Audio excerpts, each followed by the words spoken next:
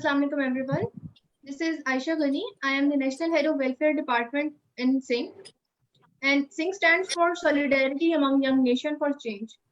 We are a group of motivated young individuals who want to inspire and influence the youth.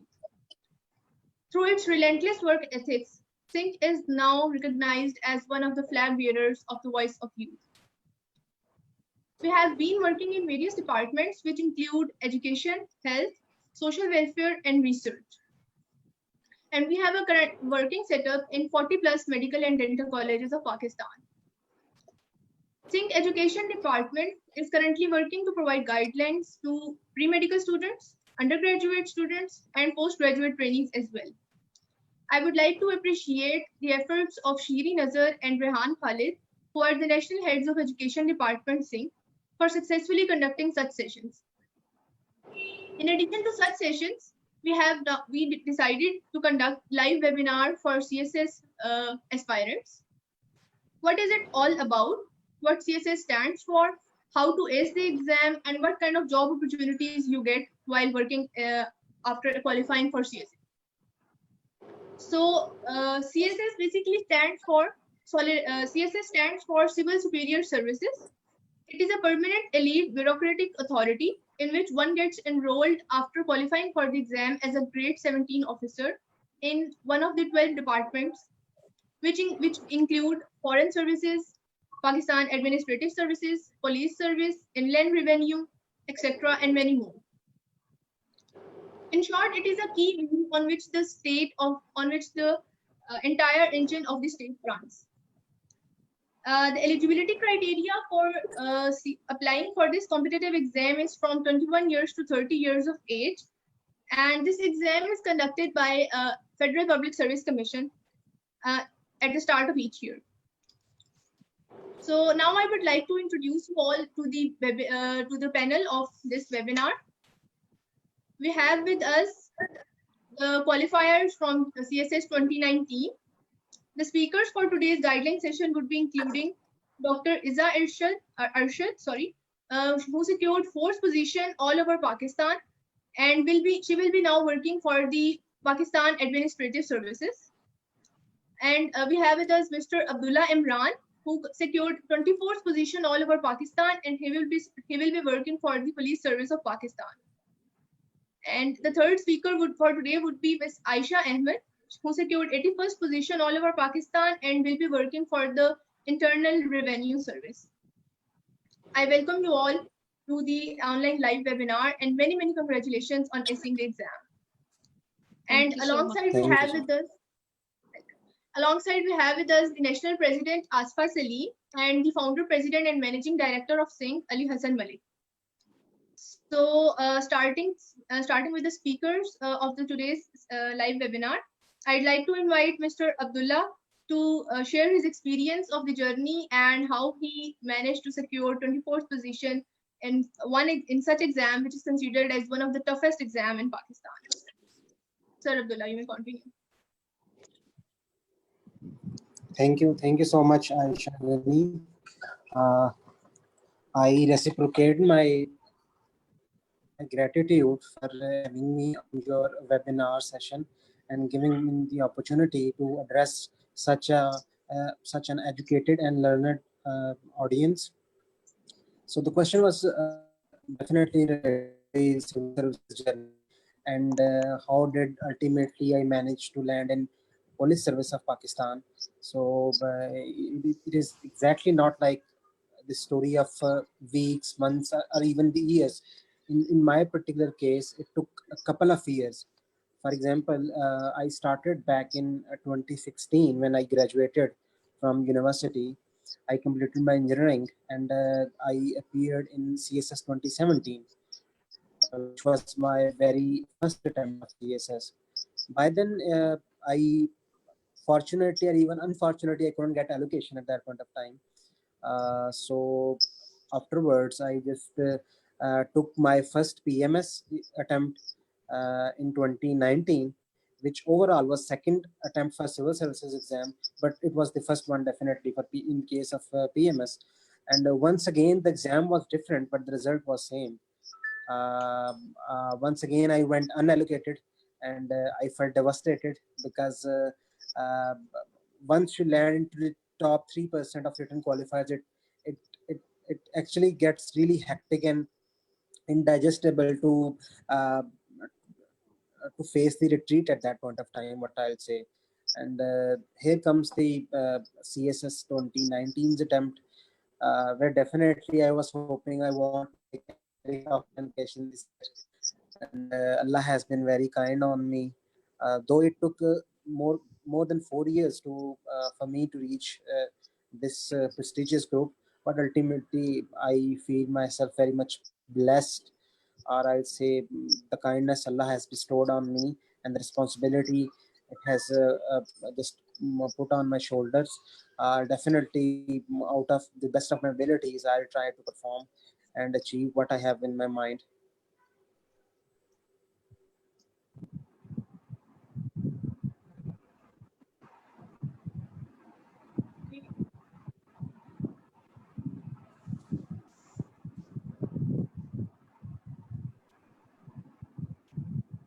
सो आपको आवाज आ रही है आयशा मेरी?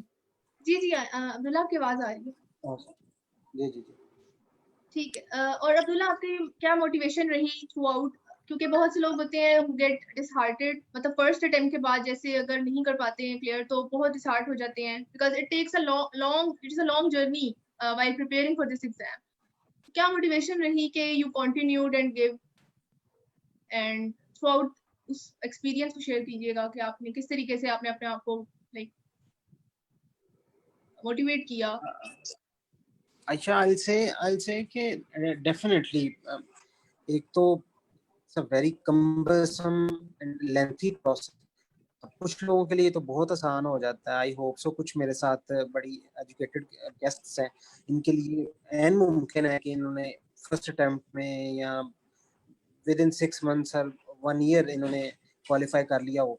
तो अपना, लेकिन इन my case I personally believe के सीएसएस की जो अटेम्प्ट्स है ना, वो सबसे ज्यादा पेशेंस मांगती हैं मेरे नजदीक, और मोटिवेशन इसके लिए होना बहुत ज्यादा जरूरी होती है। इन माय केस आई से कि फैमिली, फादर बहुत ज्यादा मोटिवेट करते थे हर मुझे लेकर, और उन्हीं की समझ लें कि कांस्टेंट एक इंजेक्ट करते थे पॉजिटिविटी और ऑप्टिमिज्म मेरे अंदर।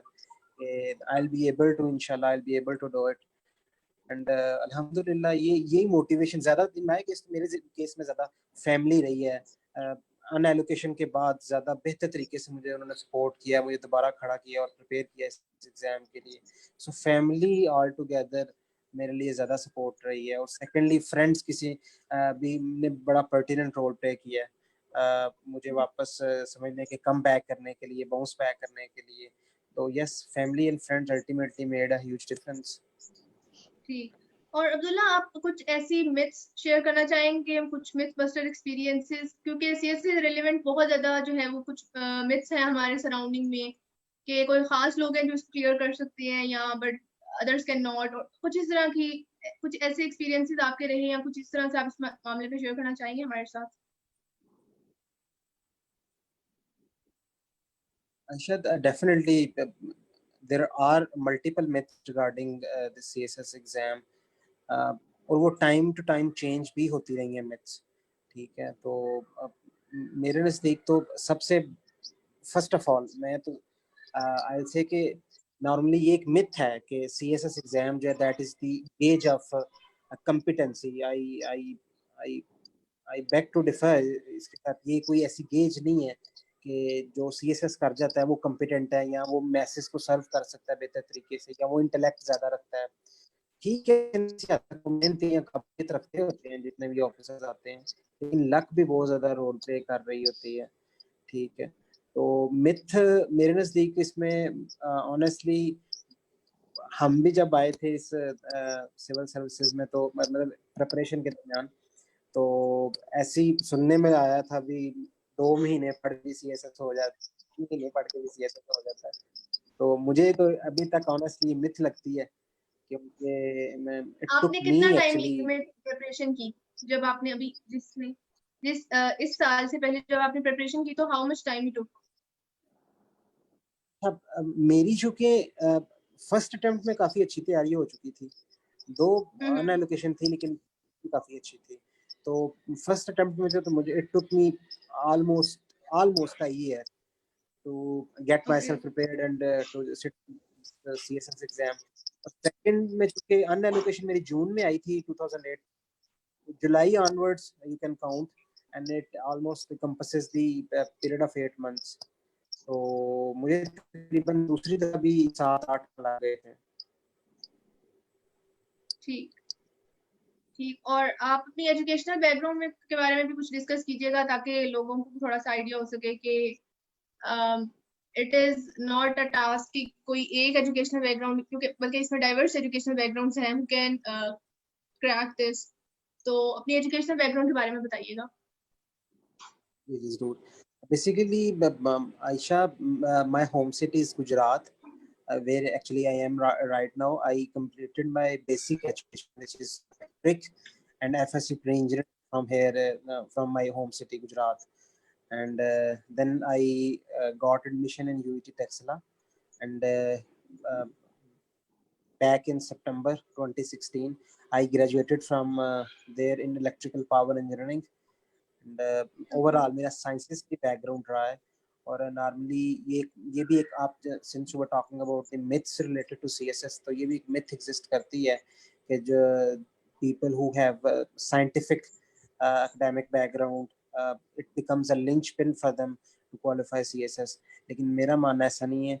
कहीं ना कहीं बहुत से ऐसे सब्जेक्ट्स होते हैं जिनमें, जैसे मुझे अपना जनरल साइंस एंड एबिलिटी में, मैथ्स के पोर्शन में, एनवायरमेंटल साइंस के अंदर काफ़ी ज़्यादा मुझे अपना कॉम्प्लीमेंट किया मुझे मेरी साइंसेस के बैकग्राउंड ने।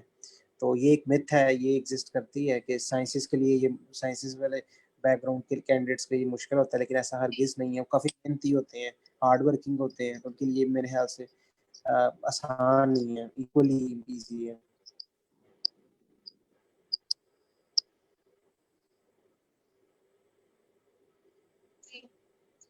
ठीक है mister Abdullah, thank you so much. Now I would like to invite Dr. Iza to speak about her experience, the journey, the preparation. How are you feeling when the results were announced? And yes, Dr. Iza, please. Thank you so much for giving this chance to me. First of all, अपनी feeling की बात करूँ तो I'm still in a state of euphoria. अल्लाह ताला ने अपना बहुत ज़्यादा करम किया है and I feel really blessed. और अपनी एजुकेशनल बैकग्राउंड की बात करूँ तो I am a doctor by profession.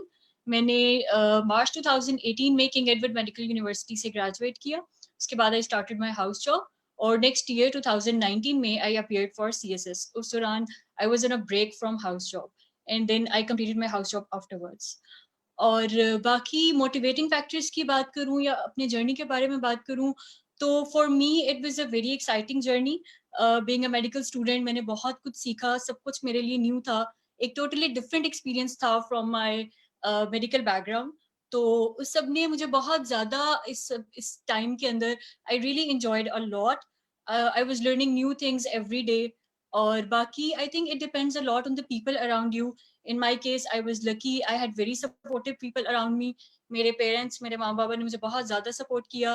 Then मेरे मेंटोर हैं सर तैमूर बुखारी, जिन्होंने बहुत ज़्यादा सपोर्ट किया, हर जगह पे मोटिवेट करते रहे। देन मेरी फ्रेंड है एक, मैं उसको स्पेशली मेंशन करना चाहूँगी, इसका बहुत ज़्यादा रोल है, हिरा का, कि उसने मुझे हर पॉइंट पे बहुत ज़्यादा चेयर अप किया और बहुत ज़्यादा हेल्प किया। तो आई थिंक इस सब से और by the grace of almighty I have been able to do this.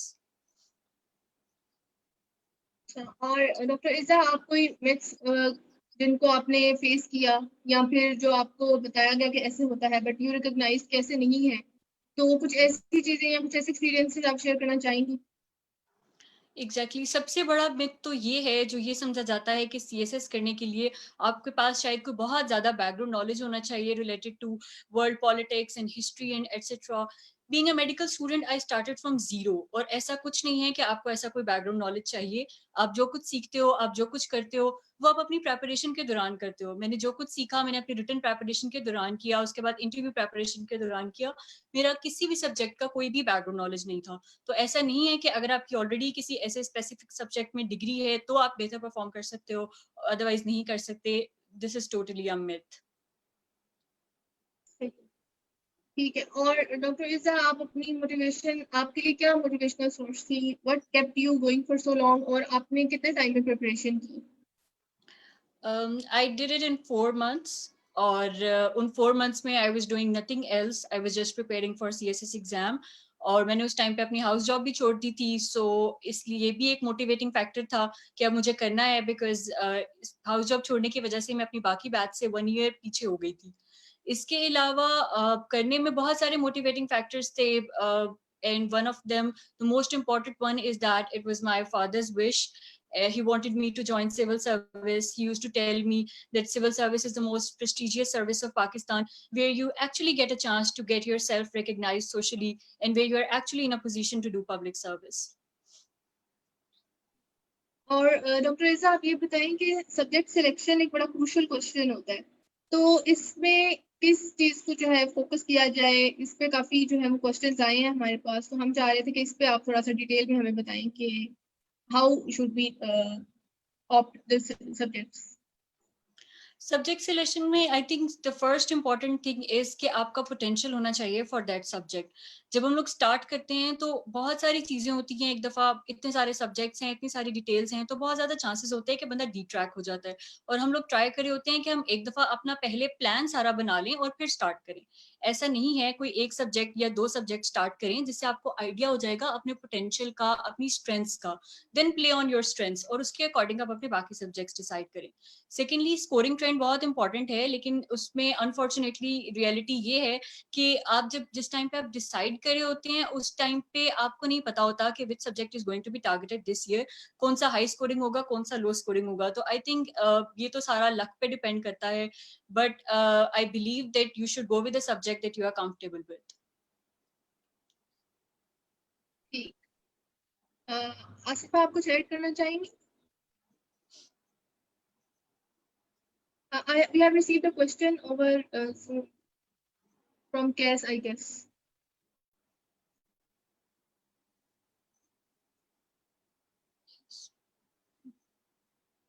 Let me see once.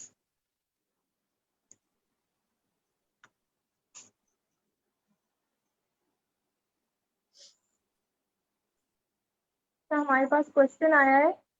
So, Dr. Iza, normally medical students attempting CSS have a backup plan after the first attempt.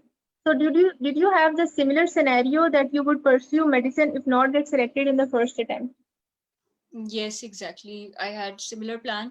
मैंने जब फरवरी में attempt किया, अपने ये CSS का exam दिया, उसके बाद immediately after the exam I join my house job. मैंने अपनी हाउस जॉब कंप्लीट की और मेरा प्लान यही था कि इसके बाद सपोज अगर ये नहीं होता तो I would continue with FCPS और मैं अपना वो बैकअप प्लान वहां से सिक्योर था मेरा. लेकिन हुआ ये कि इन द मीन टाइम जब मेरी हाउस जॉब कंप्लीट हुई तो साथ ही मेरा रिटर्न का रिजल्ट आ गया and then I started preparing for interview और उसके बाद अल्हम्दुलिल्लाह I got allocation in Pakistan administrative service. Okay. Okay. Thank you, Dr. Iza. Now I'd like Miss Aisha Ahmed. आप kindly अपना experience share करें throughout the preparation and how was it all? जी, Miss Aisha. Assalamualaikum ji. First of all, I would like to thank you for honoring me to address on such an amazing platform. And secondly, I would like to congratulate my colleagues here for their achievement. Or talking about my educational background, मैंने KC किया है medical imaging technology में honors.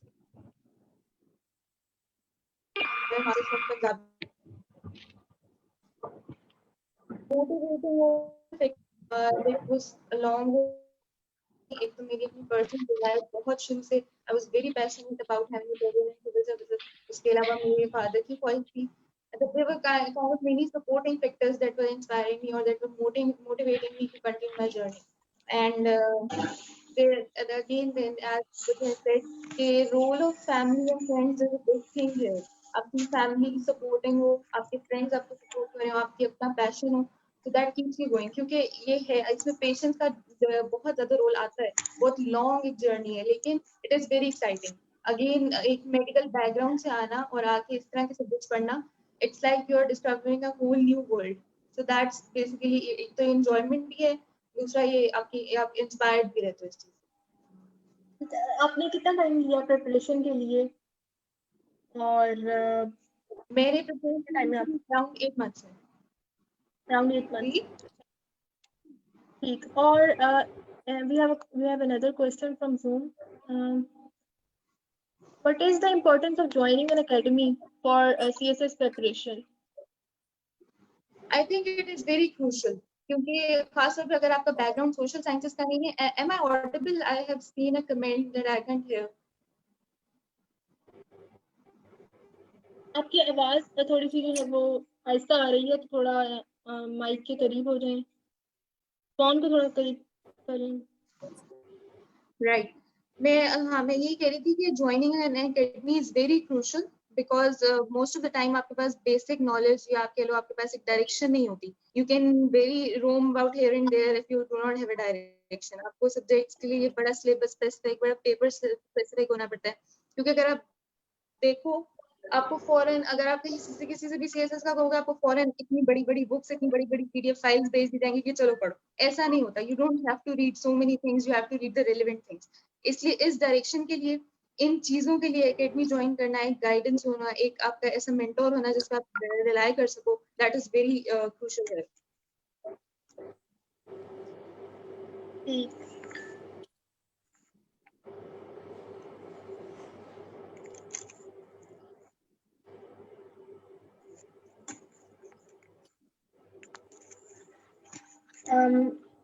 We have another question to Dr. Aisha Ahmed. Like, I have witnessed many seniors who attend CSS, but they tend to sacrifice their medical profession only if they get recruited in Pakistan Administrative Service, police service, or foreign service. What was your motive to sacrifice medicine for IRS? Can you please repeat that? Question ये है कि काफी ज्यादा जो medical students होते हैं, doctors होते हैं, वो अगर उन्हें पाकिस्तान एडमिनिस्ट्रेटिव सर्विस में, पुलिस सर्विस या फॉरेन सर्विस में नहीं मिलता, लाइक उनकी नहीं होती वहाँ रिक्रूटमेंट, तो वो फिर like they give it up. But आपने जो है वो इनलैंड रेवेन्यू सर्विस को ज्वाइन किया, तो इसमें आपकी क्या मोटिवेशन थी इस तरफ जाने की? फर्स्ट ऑफ ऑल ये उनकी बात सही है कि जब आप एक स्टूडेंट आते हैं CSS में तो उसके लिए जो सबसे पहले आपके लोग टेम्पटेटेड या टेम्पटेशन रखने वाले ग्रुप्स हैं वो those are the first 3 ones, police, administrative और फॉरेन। लेकिन अभी जब मैंने अटेम्प्ट दी थी obviously I was targeting for 2 of these groups. एक मुझे नहीं इतना वो करता, लेकिन you don't have the control on that. उसके अलावा जो मेरा मेरिट बना है अभी जस्ट 2 to 3 days बिफोर, उसका IRS का बना है। And still, I think आपका passion होना ज़्यादा ज़रूरी है। I do not have that kind of passion for medical profession. I'm always very willing to be in civil services. इसलिए। अच्छा, now I'd like कि आसिफा आप प्लीज अपना माइक से अनम्यूट कर लें और क्वेश्चन आंसर सेशंस जो है उसका प्रॉपर जो है स्टार्ट लें, so we can get questions from Facebook as well. Okay. Thank you, Aisha. Am I audible? आवाज क्लियर है मेरी? Yes, you are. जी आ रही है। अस्सलाम वालेकुम everyone. I am Asifa Salim, national president Singh. और सबसे पहले तो हमारे तीनों स्पीकर्स को, डॉक्टर इज़ा को, सर अब्दुल्ला को बहुत ज़्यादा कॉन्ग्रेचुलेशंस। अभी 2-3 दिन पहले ही आप लोगों का रिजल्ट आया और बड़े फ़ख्र की और बड़ी खुशी की बात होगी कि आप लोग इतने प्रेस्टीजियस एक पार्ट ऑफ पाकिस्तान का एक हिस्सा बनने जा रही हैं और हम सब के लिए आप बहुत बड़ी इंस्पिरेशन है। आपकी फ्यूचर के लिए हमारी तरफ से बहुत सारी दुआएं हैं। Moving on to question and answer session, हमारे पास काफ़ी क्वेश्चंस हैं क्योंकि हम फेसबुक लाइव जा चुके हैं। हमारे पास कमेंट सेक्शन में भी काफ़ी क्वेश्चंस हैं, कुछ लोग प्राइवेटली पूछ रहे हैं, कुछ हमारे पास जूम चैट बॉक्स में आ रहे हैं और कुछ हमारे पास अपनी सर्च के थ्रू आए हैं। अच्छा, हम बेसिकली जो मैं क्वेश्चन आंसर सेशन करूंगी 1 by 1 मैं किसी भी स्पीकर से क्वेश्चंस करूंगी एंड देन जो हमारे जितने भी जूम के पार्टिसिपेंट्स हैं उन्हें भी पूरा मौका दिया जाएगा कि वो हमारे स्पीकर्स के साथ, ऑनरेबल स्पीकर्स के साथ डायरेक्टली कम्युनिकेट करें, अपने क्वेश्चंस लिख भी सकते हैं और पूछ भी सकते हैं। अच्छा, मेरा पहला क्वेश्चन ये है कि ये समझा जाता है, यूजली ये तसव्वुर होता है लोगों का कि CSS करने के लिए बहुत हाई-फाई इंग्लिश चाहिए, मतलब कोई आपने बहुत बड़ी यूनिवर्सिटी से पढ़ा हो, आप बाहर के ग्रेजुएट हो या बड़ी मुश्किल लफ्ज आप ऐसे जो होता है बड़े मुश्किल सीखने होते हैं और बड़ी मुश्किल होती है जो आम इंसान को समझ नहीं आती, इस टाइप की इंग्लिश चाहिए होती है। तो सर अब्दुल्ला, आप मुझे बताएं कि क्या ये ट्रू है, क्या इंग्लिश वाकई ही बहुत टफ, बहुत हाई-फाई ज़रूरत होती है? जी सर। आसिफा, मैं इसमें ये ऐड करना चाहूँगा कि ये बिल्कुल ऐसी ऐसी चीज़ें कंस्ट्रक्ट की गई हैं एस्पिरेंट्स के जो सराउंडिंग्स के अंदर के बड़े फैंसी किस्म की जार्गन्स और आई कैंडी किस्म के वर्ड्स, बड़ी गॉबलिक बुक किस्म की फैंसी वो कैब शामिल की जाए तो शायद बड़ा अपना इम्प्रेशन पड़ता है पेपर के। लेकिन मुझे मैं इसे कतन भी एग्री नहीं करता, क्योंकि मेरे नज़दीक इंग्लिश बहुत इम्पॉर्टेंट है। ये एक पर्टिनेंट फीचर है CSS का एग्ज़ाम पास करने की। लेकिन अगर पिछले 3-4 साल देखें तो अब चीज़ें शिफ्ट होती नज़र आ रही हैं। पहले सिर्फ और सिर्फ ऐसे पे फोकस किया जाता था, फिर आहिस्ता आहिस्ता इंग्लिश का दूसरा पेपर भी आ गया, और अब साथ साथ कुछ एक आधा कंपलसरी इस्लामिक स्टडीज़ या फिर ऑप्शनल में से भी वो कॉर्नरिंग हिटिंग जोन के अंदर ये चीज़ें आने लग पड़ी हैं। तो मेरे नज़दीक तो ये सुसाइड के मुतरादिफ है। अगर इस तरह की कोई फैंसी जार्गन्स समझी जाए कि जो सिर्फ आपको ही समझ आ रही हो और चेकर को ना समझ आ रही हो, तो मेरे नज़दीक तो वो एक सुसाइड है। बिल्कुल करेक्ट इंग्लिश होनी चाहिए, ऑनेस्टली फ्लो के साथ होनी चाहिए, कॉन्टिन्यूटी में होनी चाहिए, और सिंपल होनी चाहिए, कंप्रीहेंडेबल होनी चाहिए। तो ये तो बड़ा सिंपल सा फार्मूला है। और मतलब मेरा 3 दफ़ा ऐसे के इम्तिहान में बैठने का मुझे मौका मिला है और अल्लाह ताला ने 3 दफ़ा कामयाबी दी है। उसके पीछे मैं एक ही समझता हूँ, ऑनेस्टली मेरी मैट्रिक तक उर्दू मीडियम की स्कूलिंग है, बड़ी हम्बल सी स्कूलिंग है मेरी गवर्नमेंट स्कूल से। तो मुझे तो बहुत सी जो चीज़ें लॉज थे और ये चीज़ें सारी उर्दू के अंदर पता थी, तो बड़ी बेसिक किस्म की अंग्रेजी थी मेरी, तो लेकिन करेक्ट थी। ठीक है, तो मुझे लगता है ये करेक्ट इंग्लिश होना और सिंपल इंग्लिश होना मैटर करती है, ना कि आप ऐसे अल्फाज का इस्तेमाल करें जो कि ना खुद आपको क्लियर हो ना ही अगले को समझ आए। Alright sir, thank you. कि मतलब जो हमारे जितने भी CSS एस्पायरेंट्स हमें देख रहे हैं या जो आप लोगों से इंस्पायर हो रहे हैं, उनके लिए ये मैसेज गया कि इंग्लिश का सही होना, ग्रामेटिकली ठीक होना इंपॉर्टेंट है, बजाय कि आप कॉम्प्लेक्सिटीज में जाएं। उसको सिंपल रखें लेकिन करेक्ट रखें। अच्छा, मेरा सेकंड क्वेश्चन ये है, करंट अफेयर्स एक ऑप्शनल नहीं बल्कि कंपल्सरी सब्जेक्ट होता है। करंट अफेयर्स का एक प्रॉपर पेपर होता है। तो करंट अफेयर्स के लिए यूजली कहा जाता है कि आपने आर्टिकल्स पढ़ने होते हैं, न्यूज़पेपर्स पढ़ने होते हैं। लेकिन जब हम इंटरनेट को देखें, ऑनलाइन सोर्सेज को देखें, तो बहुत ज़्यादा बेतहाशा नेशनल लेवल पर भी और इंटरनेशनल लेवल पर भी हमारे पास करंट अफेयर्स के लिए आर्टिकल्स भी मौजूद होते हैं, बहुत सारे न्यूज़पेपर्स भी मौजूद होते हैं। तो डॉक्टर इज़ा, आपके ख्याल में कौन से बेस्ट सोर्सेज हैं जो एक CSS एस्पायरेंट को यूज़ करने चाहिए और इनकी कितनी इंपॉर्टेंस है करंट अफेयर्स के लिए? फर्स्ट ऑफ ऑल तो ये कि जो करंट अफेयर्स की प्रेपरेशन होती है, it varies from person to person. कुछ लोग साथ साथ करते हैं, कुछ लोग एंड पे करते हैं, कुछ लोग डेली न्यूज़पेपर पढ़ते हैं, साथ साथ सारे इंपॉर्टेंट इवेंट्स लिखते हैं, उनसे रिलेटेड नोट्स बनाते हैं। मेरे केस में इट वाज डिफरेंट, मैंने ये सब कुछ एंड पे किया था। साल के सारे इवेंट्स जितने इंपॉर्टेंट थे उनकी लिस्ट बना के उसके बाद उन पे नोट्स बनाए थे। अगर हम सोर्सेज की बात करें तो बिल्कुल ठीक बात है। ऑब्वियसली इंटरनेट के ऊपर बहुत ज़्यादा मटेरियल अवेलेबल है और आपका बहुत ज़्यादा चांस होता है कि आप उस सब में डिट्रैक्ट हो जाओ या किसी एक टॉपिक पे बहुत ज़्यादा निकल जाओ। तो मैंने उसके लिए ये किया था कि मैं किसी भी टॉपिक के लिए एक नेशनल और एक इंटरनेशनल सोर्स जो है वो सर्च करती थी, कोई भी एक।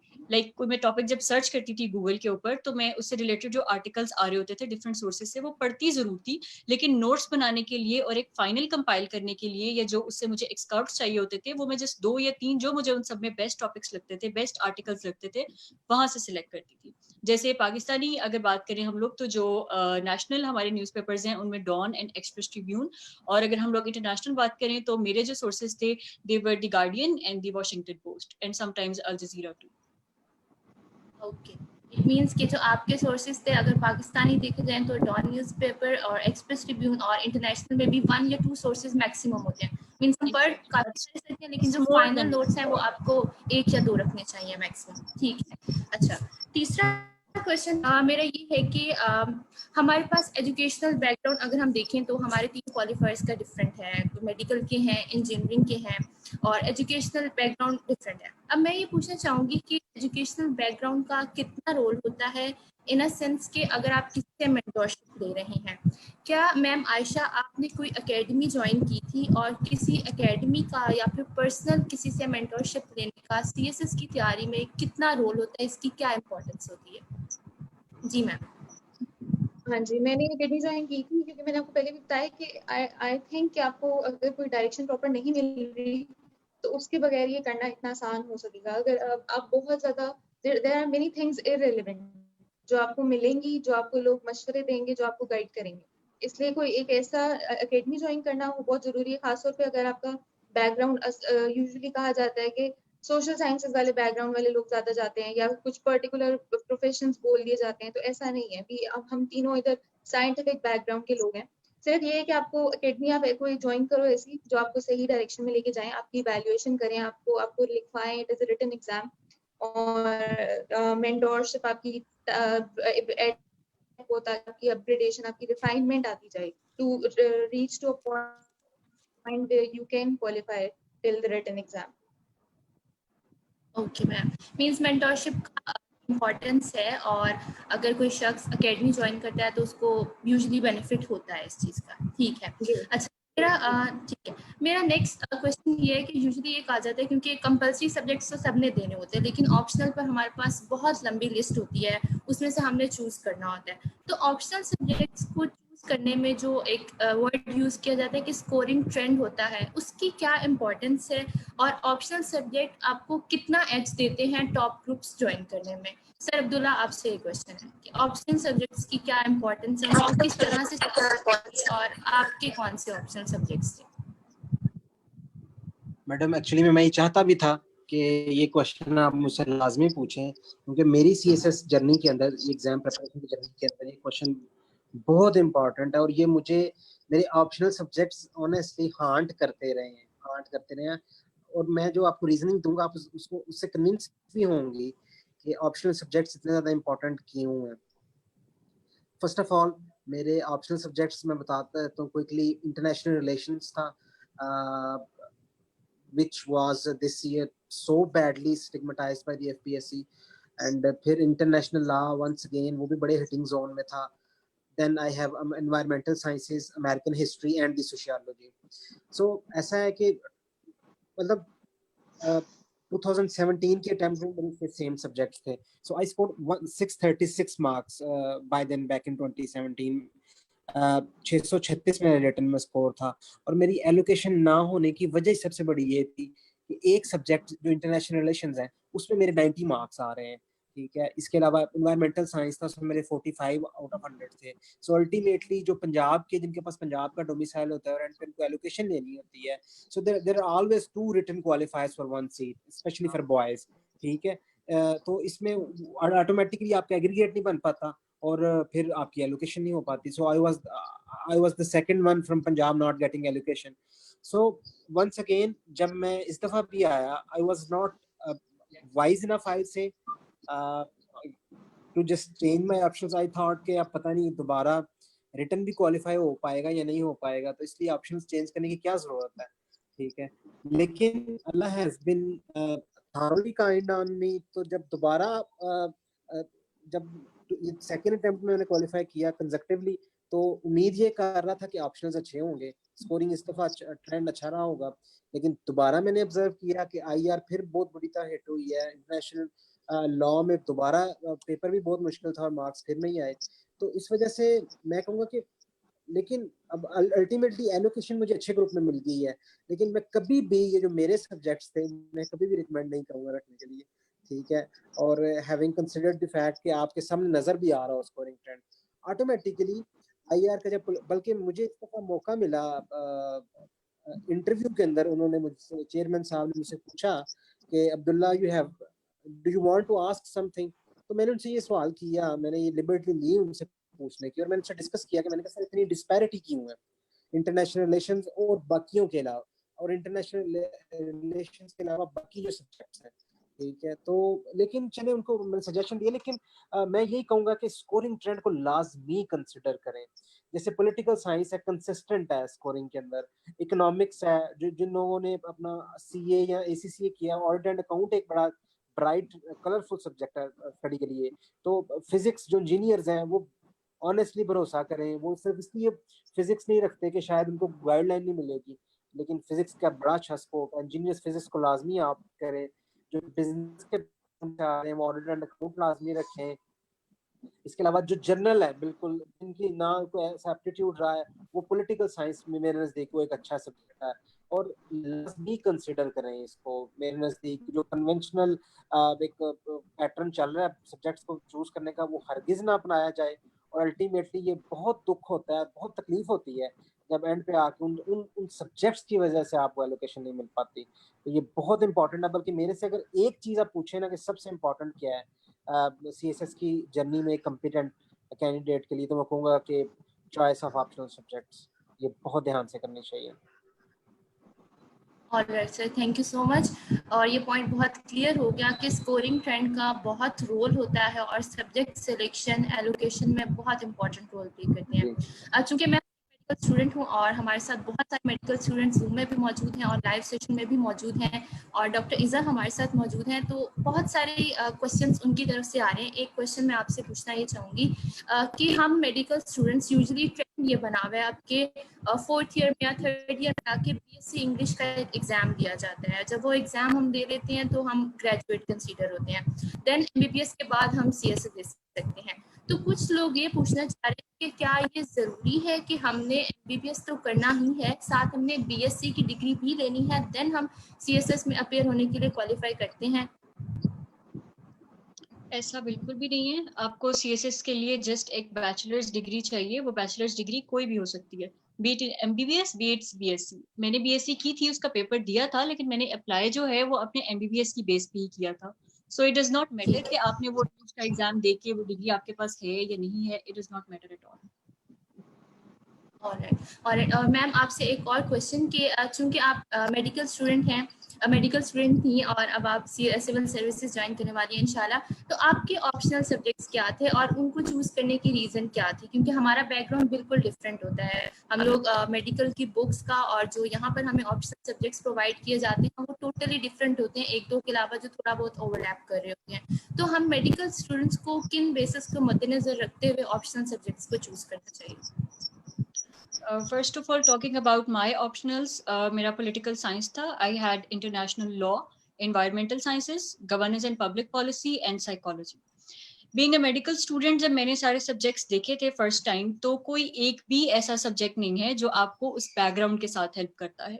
Unfortunately, उस सारी लिस्ट में साइकोलॉजी के बारे में कुछ लोग सोचते हैं, लेकिन साइकोलॉजी भी हम एज सच MBBS में नहीं पढ़ते. उसका जस्ट ये है कि एक साइंस बैकग्राउंड होने की वजह से थोड़ी सी आपको कॉम्प्रिहेंशन में हेल्प हो जाती है. Otherwise psychology is also a new subject for medical students. और उसमें जो चीज आपने देखनी होती है, आई थिंक इट्स अगेन कि आप जिस सब्जेक्ट के साथ कंफर्टेबल हैं और जो स्कोरिंग ट्रेंड है. For example, I chose political science because as a medical student आपको पता है हम लोगों को मेमोराइजेशन की बहुत ज्यादा आदत होती है. तो पॉलिटिकल साइंस के अंदर बहुत ज्यादा मेमोराइजेशन है, तो इसलिए मैंने वो सब्जेक्ट चूज किया. और उसके बाद आहिस्ता आहिस्ता पहले एक वो सब्जेक्ट पढ़ा, फिर उसके बाद उसके साथ साथ मुझे अपनी स्ट्रेंथ्स का, अपने पोटेंशियल का पता लगता गया कि मैं किन सब्जेक्ट्स के साथ ज्यादा कंफर्टेबल हूँ और किन सब्जेक्ट्स का ट्रेंड जो है वो पिछले सालों में अच्छा रहा है. लेकिन इस ट्रेंड वाली बात के बारे में मैं दोबारा बात करूंगी. जैसे अब्दुल्ला ने बात की, बिल्कुल ठीक बात है कि ट्रेंड बहुत ज्यादा इंपॉर्टेंट है, लेकिन अनफॉर्चुनेटली ये इतना एक अनप्रिडिक्टेबल सी चीज है कि हम पहले से प्रिडिक्ट नहीं कर सकते. कुछ ऐसे सब्जेक्ट्स हैं लाइक पॉलिटिकल साइंस जो कॉन्स्टेंटली गुड स्कोरिंग रहे हैं, लेकिन it's not about all subjects. कभी किसी साल कोई सब्जेक्ट हाई स्कोरिंग होता है, किसी साल कोई सब्जेक्ट लो स्कोरिंग होता है. So that's an unfortunate reality. All right, ma'am. Thank you. My next question is from ma'am Ayesha. कुछ लोग ये पूछ रहे हैं कि फॉर एग्जांपल वो 4th ईयर MBBS में है या फाइनल ईयर MBBS में है और वो एस्पायरेंट्स के तौर पे 2 साल बाद या 1 साल बाद या अपनी हाउस शॉप के दौरान हाउस शॉप के बाद CSS में अपियर होना चाहते हैं. तो अभी इतना टाइम है, 2 इयर्स का टाइम है उनके पास, तो वो अपने इस टाइम को किस तरह से यूटिलाइज कर सकते हैं कि उनकी थोड़ी सी ओरिएंटेशन बने, या किन चीज़ों को उनको इस टाइम पर पढ़ते रहना चाहिए ताकि जब वो अपियर होने लगे तो उनको हेल्प आउट करें? आई थिंक एक दफा जब आप डिसाइड कर ले तो उससे पहले की जो तैयारी है ना, जब आप प्रॉपर एक टाइम डेडिकेशन से पहले की जो तैयारी की बात करें कि हमारे पास इस टाइम में हम 7 से 10 घंटे से, उसमें मेरा ख्याल है आप 2 चीजें कर सकते हो. क्योंकि ये यूनिलिंगुअल एग्जाम है, इंग्लिश आप अपनी साउंड को अफेयर से थोड़ा सा न्यूज से इन टच रहे, आपको पता हो डायनामिक्स, पता हो चीजें हो कैसे रही, क्या हो रहा है, मेजर इवेंट्स दुनिया में क्या चल रहे हैं। ये 2 चीजें अगर आप पहले से करो तो आपको थोड़ी सी आउट हो जाती है इंटीग्रेशन। या अगर कोई स्टूडेंट इतना है स्मार्ट, अगर आपके पहले से कि उसने ऑप्शंस देख लिए तो एक आधा अपना ऑप्शनल शुरू कर सकते हो, लेकिन बेसिक इन टच रहने के लिए इंग्लिश और current affairs are good to go. Alright ma'am, thank you so much. One last question from my side, then हम लोग अपने पार्टिसिपेंट्स का क्वेश्चंस लेंगे डायरेक्टली इंशाल्लाह। लास्ट क्वेश्चन सर अब्दुल्ला आपसे है कि सीएसएस में रिटन एग्जाम होता है एंड इंटरव्यू होता है, दोनों के मार्क्स होते हैं प्रॉपर। तो हम लोग बहुत से ऐसे कैंडिडेट्स होते हैं जो रिटन तो पास कर लेते हैं लेकिन इंटरव्यू में फेलियर का सबब बन जाता है। तो इंटरव्यू के हिसाब से आपकी क्या टिप्स एंड ट्रिक्स हैं जो इस टाइम पे मौजूद सीएसएस एस्पायरेंट्स हैं उनके लिए हेल्पफुल हो सकती है? ठीक है, अच्छा इसमें मैं थोड़ा सा अपना रेक्टिफाई कर दूं कि बोथ से स्टूडेंट्स, मैं बल्कि I have been one of those unfortunate qualifiers के जिनकी बाद में एलोकेशन नहीं हो पाती। उसमें ऐसा नहीं होता कि वो ड्रॉप कर देते हैं इंटरव्यू या फिर वो क्वालिफाई नहीं कर पाते, अल्टीमेटली वो स्कोर अच्छा नहीं ले पाते जिसकी वजह से उनके एग्रीगेट नहीं बन पाता कि उनकी एलोकेशन हो सके। सो इंटरव्यू के अंदर क्योंकि मेरा तो दोनों दफा बहुत अच्छा स्कोर नहीं था, ठीक है, so I am not a very good example to follow, लेकिन फिर भी जो मैंने अपने हम्बल से एक्सपीरियंसेस किए हैं अपने इंटरव्यू के हवाले से, 2 दफा सीएसएस का या 1 दफा पीएमएस का मुझे थोड़ा सा एक्सपीरियंस हुआ है, उसमें ये कि जब अल्टीमेटली कुछ आपको मैनर्स इंटरव्यू के तो सीखने होते हैं, मैं इसके साथ एग्री करता हूँ, और कुछ ट्रेनर्स आपको ट्रेन करते भी हैं उन मैनर्स को लेके, बेसिक चीजों को लेके, लेकिन एट द सेम टाइम कुछ लोगों के अंदर एक ऐसा डर और फियर ब्रीड कर दिया जाता है, इंजेक्ट कर दिया जाता है कि जो उनकी ओरिजिनल पर्सनैलिटी है वो खुल के सामने नहीं आ पाती, वो उधर खौफजदा हो जाते हैं, वो डर जाते हैं और अपना आप वो एक्सप्रेस नहीं कर पाते, अपना जो पॉइज है वो मेंटेन नहीं कर पाते, वो उस तरह रिएक्ट करते हैं जिस तरह उनके ट्रेनर्स ने उनको टेम किया होता है, ठीक है। और वो फिर अब जब अपना आप एक्सप्रेस नहीं कर पाते तो फिर वहां पर एक्सपोज हो जाते हैं और फिर वो अल्टीमेटली जो पैनलिस्ट उनको ये चीज पसंद नहीं आती।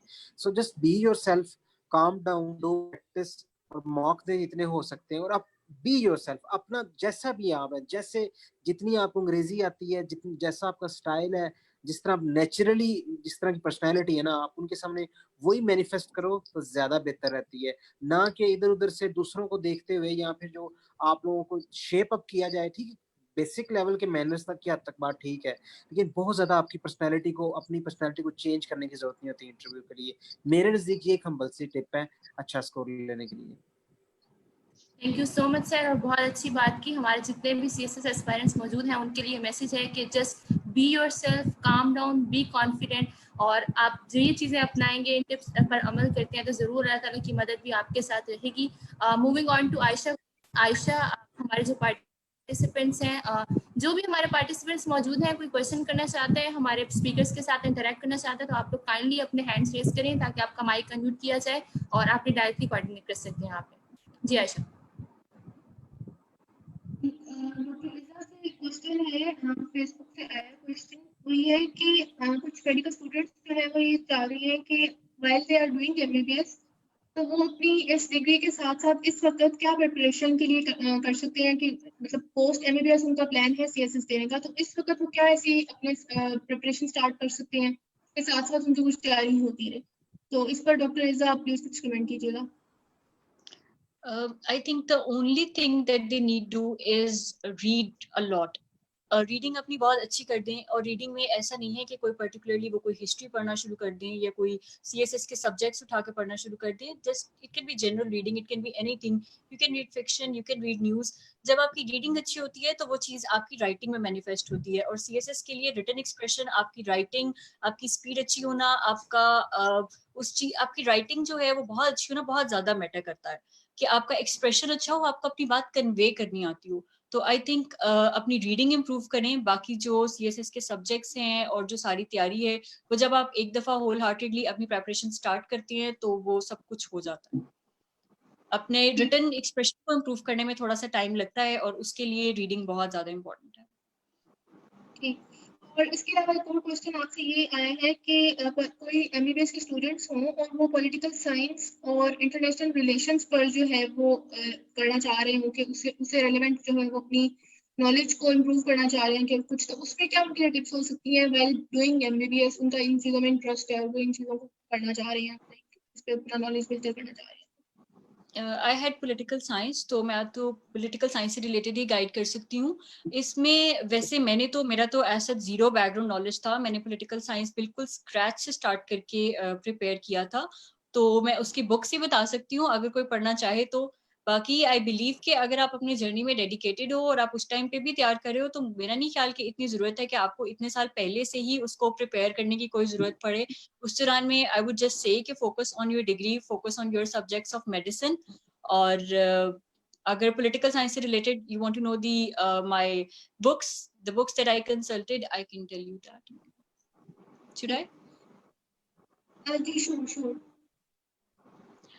For paper 1, I consulted Sages of Ages and Political Science by Mazharul Haq.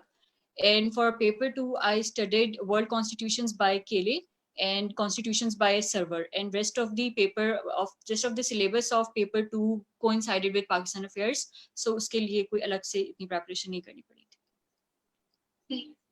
ठीक है, इसके अलावा एक क्वेश्चन आ रहा है कि सर मिस्टर अब्दुल्ला से है कि सर आपने which subject we should opt, political science or international relations? अच्छा आयशा, जैसा कि इज़ा ने बड़ी अच्छी बात की है कि बड़ा अनप्रेडिक्टेबल है ऐसा, क्योंकि 17 में देखें इंटरनेशनल रिलेशंस बड़ा कॉर्नर हुआ था, 18 में आईआर ने बहुत अच्छा स्कोर दिया, 19 में वंस अगेन आईआर मतलब नीचे गया। सो फर्स्ट ऑफ ऑल तो आप पहले नंबर पे तो न्यूट्रलिटी के साथ अपना इंटरेस्ट देखें, अपना एप्टीट्यूड देखें कि कौन सी चीजें आपको अट्रैक्ट करती हैं। क्या इंटरनेशनल रिलेशंस के अंदर जो डेली अफेयर, करंट अफेयर्स चल रहे हैं, इस तरह की चीजें आपको अट्रैक्ट करती हैं, या मैं ज्यादा पॉलिटिकल साइंस का तो नहीं मुझे पता, या आपको ये फिलोसफर्स वगैरह, इनकी फिलोसफी वगैरह बारे में पढ़ना आपको ज्यादा अच्छा लगता है। तो फर्स्ट ऑफ ऑल लेकिन कुछ आप अपना इंटरेस्ट देखें। लेकिन कुछ लोग ऐसे होते हैं, जैसे मैं इस तरह का एस्पिरेंट था जिसमें न्यूट्रल था, मुझे ऑनेस्टली दोनों में इंटरेस्ट नहीं था, ठीक है। तो फिर आपको क्या करना चाहिए कि फिर मेरे नजदीक कंसिस्टेंट स्कोरिंग ट्रेंड देखें ज्यादा किसका है, मतलब अगर थोड़ी क्रस्ट एंड टफ नजर आता है आईआर की जर्नी के अंदर, लेकिन पॉलिटिकल साइंस एक ऐसा सब्जेक्ट है मेरे नजदीक कि वो थोड़ा कंसिस्टेंट आ रहा है। अगर वो स्कोर गिराता भी है तो वो 110 से नीचे बहुत कम गया है, ठीक है। तो इस वजह से अगर फॉर इंस्टेंस अगर हमने इन दोनों के दरमियान कंपैरिजन ड्रा करना है, then definitely for sure one must go for political science. ठीक है। इसके अलावा क्वेश्चन आ रहे मिस आयशा से कि एकेडमीज के बारे में पूछना चाह रहे हैं बच्चे, एकेडमीज पे गाइड कर दें। तो आपने किधर से तैयारी की? मैंने जो मेरे मेंटोर थे वो बेसिकली प्राइवेट जगह था, इंडिविजुअल मेंटोरशिप की। सर अदनान हाशिम है, वो मॉडल टाउन में होते हैं, तो उनसे मैंने की थी और उन्हीं के पास मैं 8 मंथ्स जो है अटैच हुई थी। For the written part interview के लिए आई वुड से कि आपको डाइवर्स ज़्यादा अपना एक्सपोजर लेना चाहिए, जितने आप ज़्यादा टीचर्स के साथ, उनमें भी एक बेसिक आपका एक होना चाहिए। वो मैंने इंटरव्यू की मेंटोरशिप की थी सर तैमूर बुखारी से, और उसके अलावा वैसे 2-3 जगह पे मैंने मॉक्स वगैरह दिए थे। कुछ लोग हैंड्स रेज कर रहे हैं, उनका क्वेश्चन है। जी आसिफा, लेते हैं हम जूम पार्टिसिपेंट्स के क्वेश्चंस। जूम पार्टिसिपेंट्स का जी आसिफा कुछ कह रही? अलिशबा आपका हैंड रेज था, इनका माइक अनम्यूट कर दें ताकि अलिशबा क्वेश्चन कर सकें। जी अलिशबा, वलीद अलिशबा का माइक अनम्यूट कर दें। Alishba, are you there? अस्सलाम वालेकुम, एम आई ऑडिबल? यस जी, मेरा डॉक्टर इज़ा से क्वेश्चन है कि जो भी जी मेरा डॉक्टर इज़ा से क्वेश्चन है कि जो मेडिकल स्टूडेंट्स एस्पायर करते हैं in order to do the CSS, वो कौन से उनके लिए लाइकली सब्जेक्ट्स हैं जो वो ऑप्शनल चूज कर सकते हैं? क्या वो कुछ इस पे गाइड कर सकती हैं प्लीज? यहाँ पे वही बात है जो मैंने पहले मेंशन की कि बीइंग अ मेडिकल स्टूडेंट आपका कोई उस बैकग्राउंड नॉलेज किसी के साथ भी कोइंसाइड नहीं कर रहा होता किसी सब्जेक्ट के साथ, तो आपके लिए सारे सब्जेक्ट्स इक्वली न्यू होते हैं। तो I think you should study the outlines of all the subjects, you should go through them और फिर उसमें डिसाइड करें कि आप किस सब्जेक्ट के साथ कंफर्टेबल हैं, आपको किस सब्जेक्ट का अपना एप्टीट्यूड फील होता है। बिकॉज ऐसा कोई भी सब्जेक्ट नहीं है कि जिसके बारे में आप ये कह सकें कि ये आपके मेडिकल बैकग्राउंड का उसमें जो है वो हेल्प हो जाएगी। मेडिकल बैकग्राउंड की सिर्फ इतनी हेल्प होती है कि आपको पढ़ने की बहुत ज्यादा आदत होती है, आप में कंसिस्टेंसी होती है, डिसिप्लिन होता है और ये बहुत ज्यादा हेल्प करता है, लेकिन ऐसा कोई ऐसा सब्जेक्ट नहीं है। साइकोलॉजी एक अच्छा सब्जेक्ट है जो कि थोड़ा सा जाता है साइंस बैकग्राउंड के साथ, लेकिन वो भी आपको नए सिरे से पढ़ना पड़ेगा। हम लोग एमबीबीएस में साइकेट्री का थोड़ा सा पार्ट पढ़ते हैं, लेकिन वो भी एक माइनर सा पोर्शन होता है। साइकोलॉजी हमने एमबीबीएस में नहीं पढ़ी होती।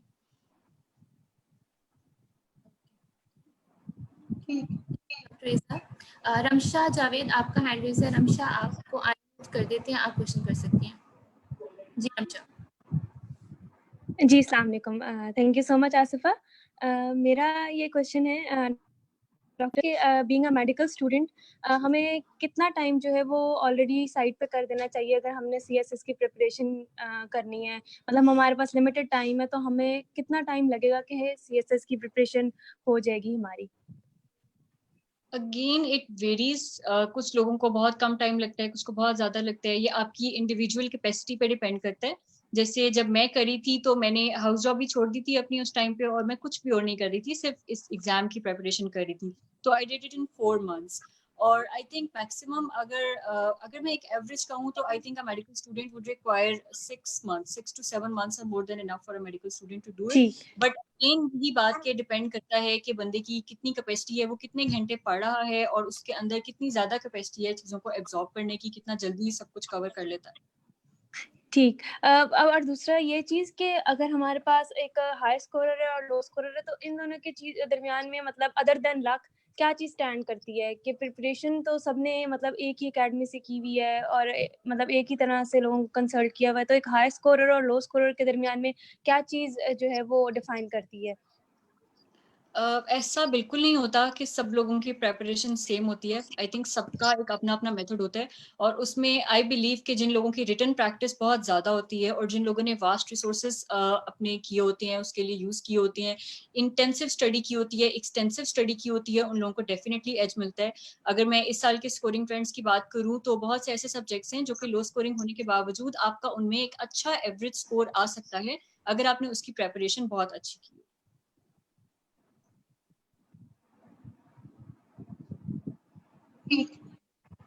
अच्छा, मेरा तीनों स्पीकर्स से क्वेश्चन है कि अपने इंटरव्यू एक्सपीरियंस को शेयर कीजिएगा और what are the 3 qualities you think के इंटरव्यू के अंदर दैट मैटर द मोस्ट? क्योंकि बहुत से लोग होते हैं वो रिटन तो क्वालिफाई कर जाते हैं लेकिन इंटरव्यू पे आकर वो जो है क्वालिफाई नहीं कर पाते। तो I would like you to please share your experience of the interviews और क्या क्वालिटीज हैं which you think are necessary to face the interviews. You asking it from me? जी डॉक्टर इज़ा आप स्टार्ट करिए। सबसे इम्पोर्टेंट जो चीज़ें इंटरव्यू में मैटर करती हैं, I think it's your confidence, it's your composer. You have to revise your optionals and you have to practice. You have to give mock exams. In my case, I repeatedly gave those mock exams because मेरे लिए interview का भी एक नया experience था। Being a medical student, मैंने vivas तो दिए थे पहले, लेकिन इंटरव्यू कभी भी नहीं दिया था। It was first interview that I appeared in. और उसमें यही था कि आई वाज कंटिन्यूसली गिविंग मॉक्स। मैंने जिन टीचर के साथ सर तैमूर बुखारी के साथ तैयारी की थी, रिटन से लेके फाइनल अपने इंटरव्यू देने तक हम लोग डेली मॉक्स कंडक्ट कर रहे थे। डेली मैं उनको मॉक्स देती थी, डेली कुछ चीज़ों पे काम होता था।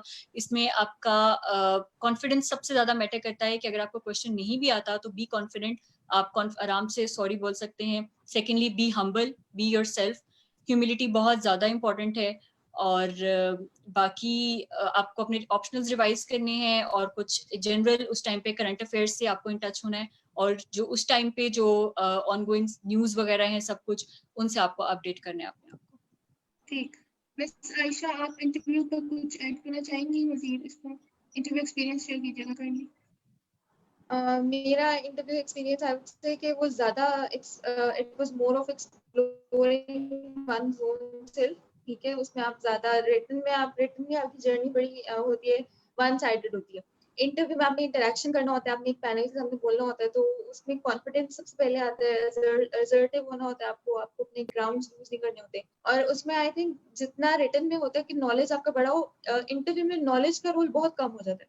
इंटरव्यू में आपके ओपिनियन का, आपकी कंपोजर का, आपके जेस्चर्स का, इनका जो है ना, आप अपना जो आपकी राय या आपका जो आप चीज बोलना चाह रहे हो उसको रखते कैसे हो पैनल के सामने, इस तरह की चीजें डिपेंड करती है। और इसके लिए वो ये है कि आप प्रैक्टिस करो, रोजाना मॉक्स दो, रोजाना खुद आप हम लोग शीशे के सामने खड़े होकर प्रैक्टिस कर रहे हैं, वीडियोस बना रहे हैं। जितना ज्यादा आप प्रैक्टिस करोगे इंटरव्यू, क्योंकि इंटरव्यू हर एक के लिए तकरीबन नया एक्सपीरियंस होता है, इसलिए उसमें मैंने मॉक बहुत ज्यादा दिए थे। उसके अलावा जो मेरा अपना इंटरव्यू का एक्सपीरियंस था, उसमें यही है कि आप अंदर से बेशक आप शेकी हो रहे हो, दैट्स नेचुरल, आप नर्वस हो रहे हो, बाहर से आपको बहुत कॉन्फिडेंट रहना पड़ता है। और सीएसएस का इंटरव्यू तो आई बिलीव पैनलिस्ट ऐसे होते हैं, एंड तक आप जज नहीं कर पाते कि उनको आप लगे कैसे, आपका इंटरव्यू एक्सपीरियंस अच्छा गया। अब हम लोगों को अपने मार्क्स पता चले या चल रहे हैं, तो फिर हम लोगों को पता चल रहा है कि ये इंटरव्यू इधर स्कोर हुआ है, ये इंटरव्यू इधर स्टैंड कर रहा है। तो interview is more about knowing yourself and expressing yourself in a good way. ठीक, अब कुछ जूम पार्टिसिपेंट्स के वो हैंड रेज कर रहे हैं। सबसे पहले अलिशा हैंड रेज करी थी। अलिशा प्लीज अपना क्वेश्चन कीजिएगा जल्दी से। मेरा डॉक्टर इज़ा से ही दोबारा question. Hello, am I audible? जी यू आर ऑडिबल।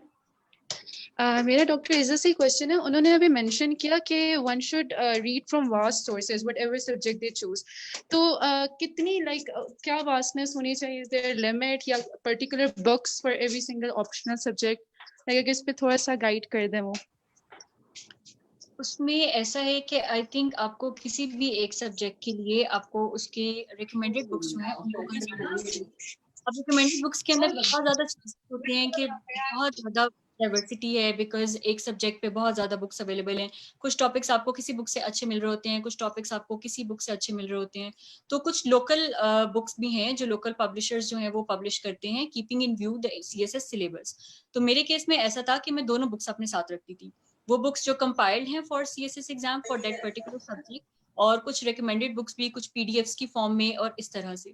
तो मैं क्या करती थी कि एक टॉपिक कवर करने के बाद, उसकी सारी अंडरस्टैंडिंग के बाद, उसको एक दफा जब मुझे लगता था कि इट हैज बीन कंप्लीटेड, तो मैं जब मेरे पास एक्स्ट्रा टाइम था उसमें चीजें ऐड करती थी इंटरनेट से। उस पर अगर कोई लेटेस्ट इन्फॉर्मेशन आई है, कुछ करंट अफेयर से रिलेटेड, कोई उसके ऊपर कोई रिसेंट डिबेट हुई है, वो उसमें ऐड कर लेती थी। कुछ अच्छे सोर्सेज से मुझे कोई फैक्ट्स एंड फिगर्स मिलते थे, कोटेशंस मिलती थी, वो ऐड कर लेती थी। और उसके बाद इस तरह की चीजें होती हैं आई थिंक जो कि आपके फाइनल पेपर में बहुत ज्यादा डिफरेंस क्रिएट करती हैं। बिकॉज जब आप सेम बुक्स पढ़े हो तो ऑब्वियसली वो तैयारी तो आपकी सेम होती है, तो ये आपकी थोड़ी सी पर्सनल एफर्ट होती है जो कि आपका डिफरेंस क्रिएट करती है, जो कि आपके पेपर को थोड़ा आउटस्टैंड करती है अमंग अदर्स। कैश का कोई क्वेश्चन था मिस्टर अब्दुल्ला से। मिस्टर अब्दुल्ला हमारे साथ है online? Mister Abdullah are you there? जी जी आई गेस जी कैश क्वेश्चन कीजिएगा मिस्टर अब्दुल्ला से। कैश आपको अनम्यूट किया था। मेरा सर अब्दुल्ला से क्वेश्चन है कि लाइक सर ने बताया कि फर्स्ट टाइम उनकी एलोकेशन नहीं हो पाई थी और सेकंड टाइम फिर उनकी एलोकेशन हो गई थी।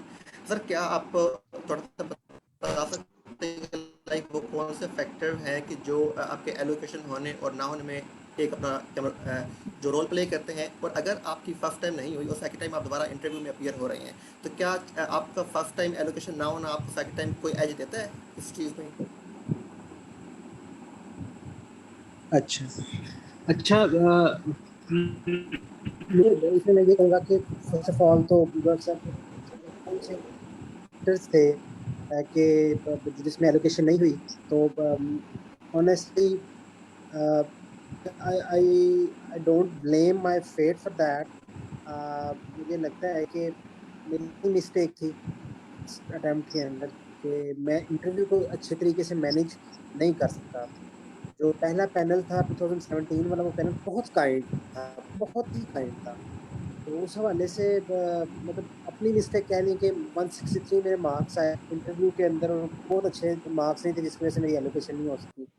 हाँ डेफिनेटली सेकंड अटेम्प्ट से पहले तो मैं जॉब में आ चुका था, ऑलरेडी गवर्नमेंट सर्विस में था, अथॉरिटीज़ के साथ इंटरेक्ट कर रहा था, प्रेशर हैंडलिंग सीख रहा था, किस तरह मामला चलते हैं प्रैक्टिकल लाइफ के अंदर। आप बहुत से अनइंटेंशनली अनइंटेंडिंगली बहुत सारी चीजें सीखते हो। तो इंटरव्यू के हवाले से बूस्ट कर दिया कि मैं ऑलरेडी जॉब के अंदर हूँ और 17 ग्रेड की अच्छी जॉब के अंदर हूँ, तो एक उस तरह से मेरा मोराल काफी बेहतर हो गया। और सेकेंडली जो चीज रिटन की प्रेपरेशन मैंने बड़े डिफरेंट स्टाइल से की थी। First time I was very much into the academy style से, मतलब इधर उधर भाग रहा था और खुद बैठ के जो स्टडी है सेल्फ स्टडी वो मेरी कम थी। लेकिन सेकेंड अटेम्प्ट दिल्ली से मैंने सर्च काफी किया, मतलब टॉपिक वाइज अगर चला जाए तो उस पर सर्च काफी किया, 1 बाय 1 करके नोट्स मेकिंग की क्वालिटी काफी बेहतर की। और उसका मुझे अल्टीमेटली फ्रूट भी मिला कि आईआर जैसे सब्जेक्ट में जो बहुत बुरी तरह पिटा 2019 के अंदर, उसमें भी मेरे अच्छे खासे रीजनेबल नंबर आए। तो एक तो मेरी जॉब जो थी पहले उसने मुझे बहुत अच्छा प्रोवाइड करा, इसके साथ मेरी जो क्वालिटी की प्रिपरेशन वो बेहतर हुई। तो मुझे लगता है ये 2-3 फैक्टर्स हैं जिनकी वजह से मेरी सेकंड टाइम अल्हम्दुलिल्लाह एलोकेशन हुई।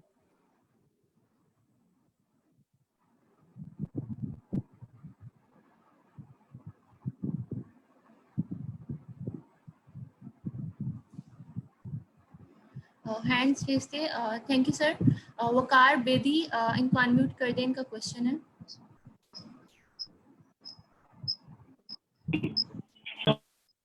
जी वकार, आप क्वेश्चन कर सकते हैं। वकार, आपको आवाज आ रही है?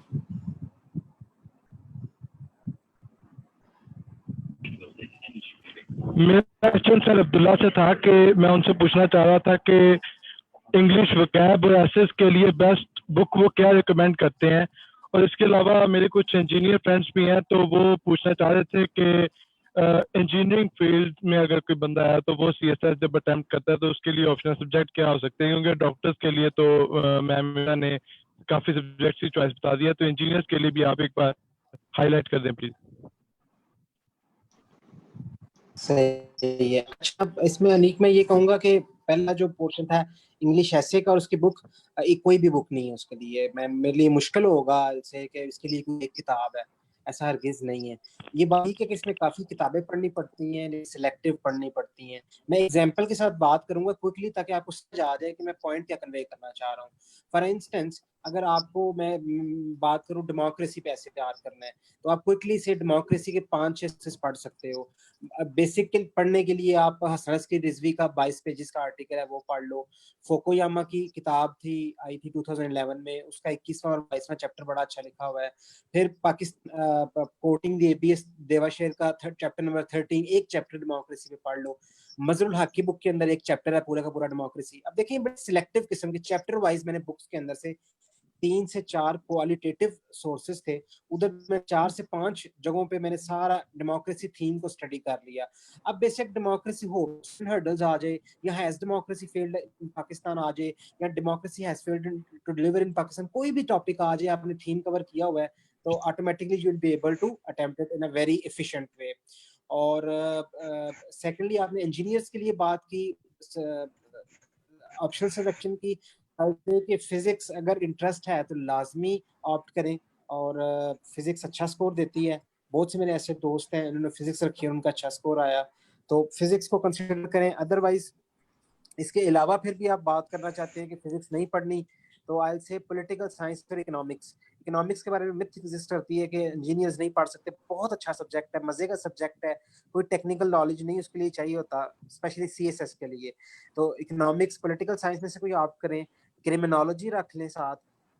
इसके अलावा साथ यूरोपियन हिस्ट्री बड़ा अच्छा सब्जेक्ट है जिसको अंडररेट किया जाता है, दो थोड़ा लेंथी है लेकिन बड़ा रीजनेबली सेफ सा सब्जेक्ट है आज के दौर में।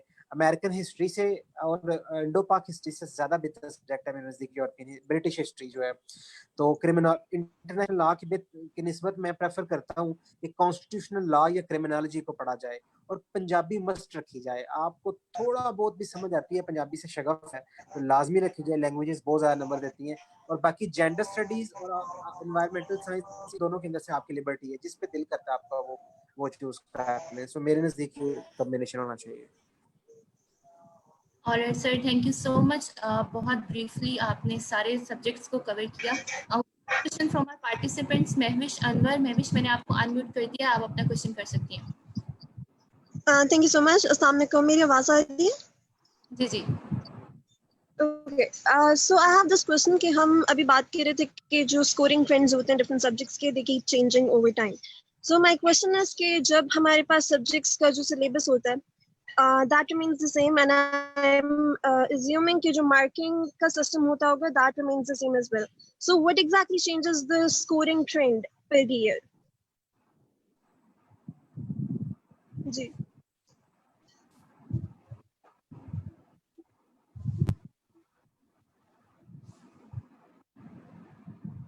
जी महविश, आप अपना क्वेश्चन किससे पूछना चाहेंगी? Anyone from the panel? Ma'am Ayesha, please. Actually यहाँ पे आपकी assumption गलत होगी कि मार्किंग remains the same, क्योंकि सिलेबस आप कह लो, सोर्सेज कह लो, टीचर्स की guidance, that do remain constant जब आप ऑप्शन तैयार कर रहे हो तो। लेकिन वही लोग बार बार, मतलब इधर इतनी एग्जांपल्स हैं कि जिन्होंने एक दफा एक सब्जेक्ट रखा, साइकोलॉजी लेट से उन्होंने रखी, एक दफा उनके 60 आ गए, एक दफा उनके 80 आ गए, तो अब उन बच्चों का नॉलेज, उन बच्चों का कंटेंट, उन बच्चों के क्वेश्चन अटेम्प्ट वो ज्यादातर सेम है। तो मार्किंग क्राइटेरिया ही बदलता है, and it's really unpredictable and really unfortunate है कि आपका कोई भी ऑप्शनल किसी भी साल टारगेट हो सकता है। तो ऑप्शनल सिलेक्शन में स्कोरिंग ट्रेंड इज गुड। ज्यादा आप अपना इंटरेस्ट, ज्यादा आप देखो कि किस सब्जेक्ट को एंजॉय करते हुए प्रिपेयर कर सकते हो, कितना उस पे आपको इजीली नॉलेज एक्सेसिबल है, आप उसमें कितनी ग्रिप रखते हो। तो बाकी तो इट्स इधर सिर्फ इस पार्ट के लिए I can say it's all luck. Great ma'am, thank you so much. हमारे सीनियर एग्जीक्यूटिव मेंबर अनम एक क्वेश्चन पूछना चाह रही हैं। अनम, मैं आपको अनम्यूट कर रही हूँ, आप अपना क्वेश्चन प्लीज पूछ सकती हैं। Assalamu alaikum. The question Dr. Izzah se hai because she is working in Pakistan, so she is probably in Pakistan Administrative Service. So I just wanted to ask her कि because जो भी CSS के exams, whoever takes the exam, obviously their first priority is either going for foreign service or Pakistan Administrative Service. तो अगर उनका किसी और group में, like if she would have been allocated in, for example, railways or postal service or information, so are those groups worth leaving your medical profession? अगर उनका इस किसी ग्रुप में आया होता एलोकेशन, तो वो अपना मेडिकल प्रोफेशन छोड़कर वो ग्रुप ज्वाइन करती? I think it's a very personal choice. ये पर्सन टू पर्सन वेरी करती है कि वो बंदा मेडिसिन को और जब सिविल सर्विस में बाकी ग्रुप्स को जब कंपेयर करता है तो उसमें वो अपने लिए किस चीज़ को फिजिबल समझता है और क्या करता है। फॉर मी आई थिंक मैं सिविल सर्विस के साथ ही कंटिन्यू करती मेरा किसी भी ग्रुप में आता तो। Alright, Dr. Izzah, thank you so much. Thank you. Okay. Moving on to winding our session, मैं बस अपने जो हमारे ऑनरेबल गेस्ट हैं, हमारे स्पीकर्स हैं, बहुत ज़बरदस्त उनका रिजल्ट आया और ड्रीम्स कम ट्रू की सिचुएशन है उनके लिए, मैं तीनों से 3 वर्ड्स पूछना चाहूँगी कि वो अपनी जर्नी को 3 वर्ड्स में किस तरह डिस्क्राइब करते हैं, या हमारे इस टाइम पे मौजूद एस्पायरेंट्स या वो लोग जो अभी मेडिकल स्टूडेंट्स हैं और फ्यूचर में CSS ऑप्ट करना चाहते हैं, तो वो उनको क्या मोटिवेशन देना चाहेंगे, उनका क्या मैसेज होगा? जी सर अब्दुल्ला। अच्छा, मेरा थोड़ा सा जर्नी इस तरह की रही है कि थोड़ा ज़्यादा टाइम लग गया है CSS करने में, अटेम्प्ट्स भी 2 चली गई और मामला इस तरह 4-5 साल के करीब अरसा हो गया। तो फिर मैं तो सिर्फ यही कहूँगा कि अल्टीमेटली जो है ना, the only way to get through is go through. आपको अगर कोई चीज़ हासिल करनी है, सपोज आप DMG में जाना चाहते हैं या पुलिस में या किसी भी ग्रुप में, जो भी आपका डिजायरेबल ग्रुप है, तो you just have to have faith in yourself कि ultimately this is something which has been made for you। और आप जैसे ही लोग होते हैं, हम जैसे लोग होते हैं, उनके 2 आंखें, 2 हाथ, 2 बाजू, हर इस तरह ही मामला तो स्पेशलिटी इसके अंदर नहीं है। लगे रहे, अगर कुछ डिसअपॉइंटमेंट आती है, एजुकेशन नहीं हो पाती या फिर कह लें कि रिटर्न ही नहीं क्वालिफाई हो पाता, तो डोंट लूज होप। और यकीन जाने, ये जब मिल जाती है ना, तो 4-5 सालों की थकावट उतर जाती है इंसान की। मैं ये पूरी जिम्मेदारी के साथ बात कर रहा हूँ ठीक है, तो बस डोंट लूज होप, यही मैं मैसेज देना चाहूँगा कि इंशाल्लाह अगर आप लगे रहेंगे तो आपको मिल जाएगा। इंशाल्लाह। Thank you sir. Ma'am Ayesha, आप क्या मैसेज देना चाहेंगे हमारे एस्पिरेंट्स को? इसके लिए आई थिंक पैशन, आपका इंटरेस्ट बहुत ज़रूरी है। ठीक है, अगर आपका वो है तो आप एम्बिशियस भी होगे, आप डिटरमिन्ड भी रहोगे, आप कंसिस्टेंट भी रहोगे। बाकी ये प्रैक्टिस है।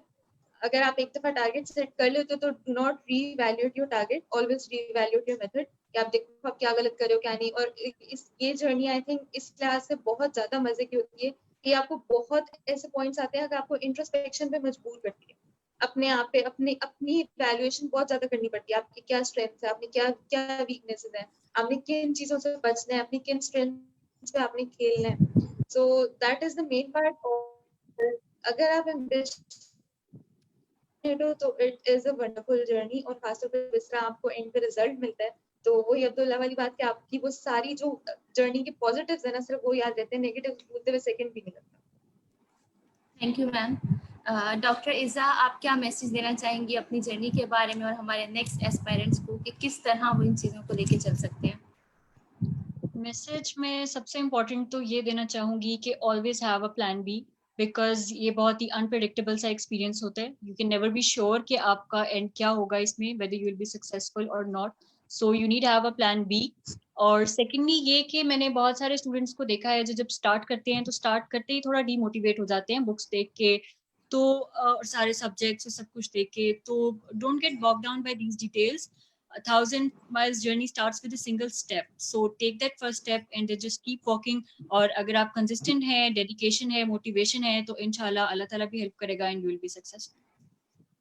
Okay, thank you so much doctor Iza. मैं पूरी सिंह टीम की तरफ से आप तीनों ऑनरेबल हमारे जो गेस्ट हैं उनको थैंक यू कहना चाहूँगी कि आप लोग सिर्फ एक दफ़ा आपको बुलाने पर इस सेशन के लिए आप लोग हमारे साथ ही हमें ज्वाइन किया यहाँ पर। और बहुत सारे लोग हैं जो आपको देखकर, आपकी लाइफ जर्नी को सुनकर, आपके एफर्ट्स को, हार्डवर्क को देखकर आपसे इंस्पिरेशन ले रहे हैं। और आप लोग पाकिस्तान के एक ऐसे शोबे में जाने वाले हैं जो कि पाकिस्तान की बुनियादें बनाता है। और हम जैसे लोग हमेशा आपकी तरफ देखते हैं। जिस तरह सर आपने मेंशन किया कि इंसान कुछ भी कर सकता है, सिर्फ आपने अपनी डिटर्मिनेशन रखनी है, तो आप इसकी बहुत ज़बरदस्त मिसाल हैं। फिर मैम आयशा, आपने जिस तरह जिक्र किया कि एम्बिशन जो है अगर आप इसको बना लेते हैं तो फिर कोई भी चीज़ आपको रोक नहीं सकती, और हमेशा प्लान बी रखना चाहिए। और बहुत अनप्रेडिक्टेबल चीज़ है लेकिन इम्पॉसिबल नहीं है। तो मेरी तरफ से, मेरी पूरी टीम की तरफ से आप लोगों को बहुत ज़्यादा थैंक यू, बहुत ज़्यादा कॉन्ग्रेचुलेशन। आप लोग हमारा प्राइड हैं, हम सबको आप पर बहुत फख्र है। Moving on to Ayesha please. जी Ayesha. Thank you. First of all, winding up the session, I'd like to thank the speakers for taking out time for us, especially Mr. Abdullah की कुछ तबीयत भी ठीक नहीं थी, but he still kept his word और उन्होंने जो है कमिट किया उसके साथ वो he came forward. और thank you so much everyone of the speakers. इसके अलावा I'd like to thank हमारे education department के heads Shiri and Rehan, our managing director Ali Hassan Malik and our national president Asifa for being with us. इस session को successfully conduct करने में हमारी team marketing and Waleed Inayat as well, और team media में नूर, हफ्सा, रमशा, जैनब, अलीजे और Zahid and everyone else from the national cabinet. Thank you so much everyone. Before just finishing I would like to announce another thing. हम सिंह doctor forum की तरफ से we are going to have a session plasma therapy and it's use for कोविड-19. इसकी date जून 21 है और 12 PM to 1 PM 1 hour session होगा जिसमें हमारे साथ VCUHS लाहौर डॉक्टर जावेद अकरम साहब होंगे. तो ज़रूर ज्वाइन कीजिएगा और इसको पोस्टर एक द्वारा शेयर कर दिया जाएगा, तो इसको ज्वाइन कीजिएगा और इसको मैक्सिमम शेयर कीजिएगा, बिकॉज आजकल it's the dire need of the hour. क्योंकि जैसे ही जिस चीज़ का पता चलता है कोविड-19 के बारे में, सारी अवाम उसके बारे में जो है वो due to the lack of knowledge बहुत ज़्यादा उसका मिसयूज़ किया जाता है. तो plasma therapy is one of those things. तो आई गेस कि आप जो है ज़रूर ज्वाइन करें, everyone who is right now listening to me, और शेयर कीजिएगा सेशन, चूँकि जैसे ही हो जाए उसको शेयर कीजिएगा अपने मैक्सिमम अपने इर्द गिर्द लोगों के साथ, ताकि जो इससे रिलेवेंट मिथ्स हैं और इसके गलत इस्तेमाल से कितने नुकसानात हो रहे हैं उन पे रोशनी डाल सके और लोगों को जो है इस पॉइंट पर जो है वो अवेयर किया जा सके. Once again, thank you so much to the speakers, and with that, Allah Hafiz and take care. Stay home and stay safe.